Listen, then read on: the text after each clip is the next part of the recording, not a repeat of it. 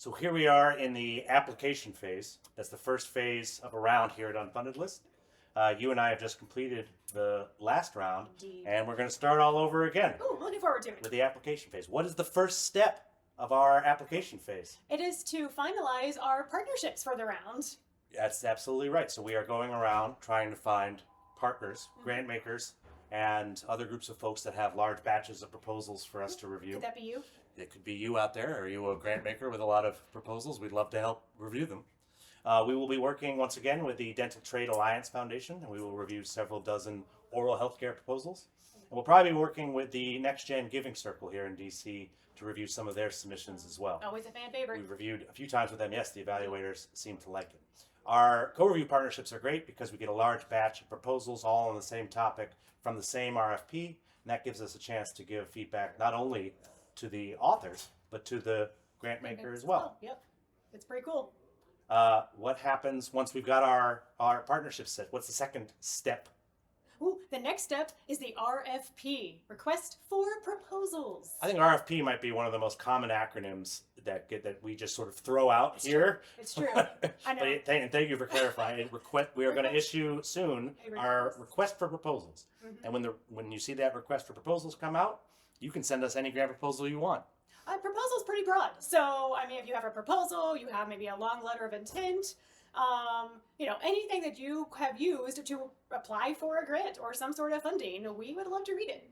I think the sweet spot with us is like a 5 to 7 page grant proposal that was submitted to an institutional funder. Maybe you got it, maybe you didn't, maybe you're still hearing about it, right? It doesn't matter. Send it to us. We will independently review it. You're going to get a bunch of really helpful feedback and some good suggestions and all that from our very talented pool of evaluators. Indeed. And so the RFP is out, and then we give everybody a good long while to submit their proposals. We understand Thank goodness. that grant writers in particular have a lot of items and deadlines in there at their attention. But eventually there is a submission deadline. Sorry, guys. This spring our deadline is March 15th, so here we are, March 15th at the deadline. I hope you got yours in.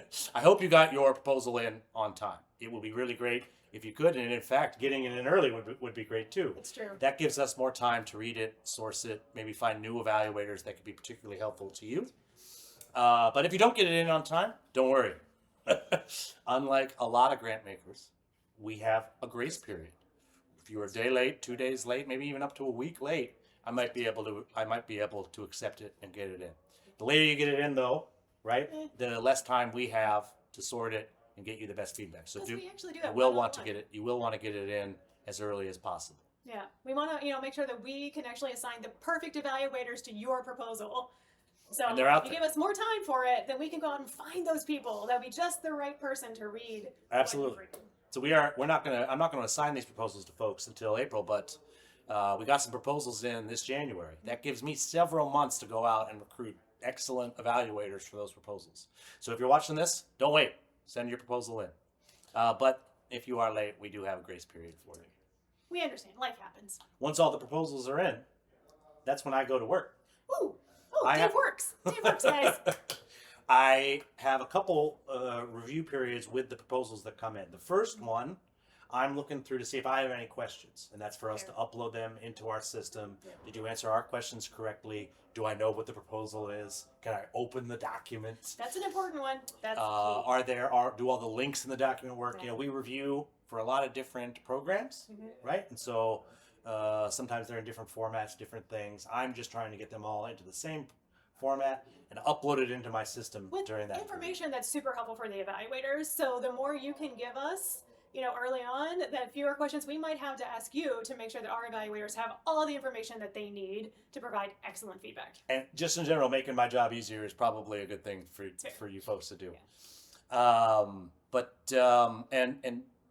This is why we're allowed to have that grace period, because it does take me a few weeks to sort everything and get it up, and that's why we're able to take stuff in at the end.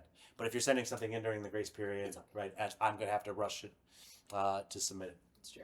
And then that is the end of the application phase. We've reached the end of the application phase. Oh my goodness. Terrific. Oh, well, what comes next?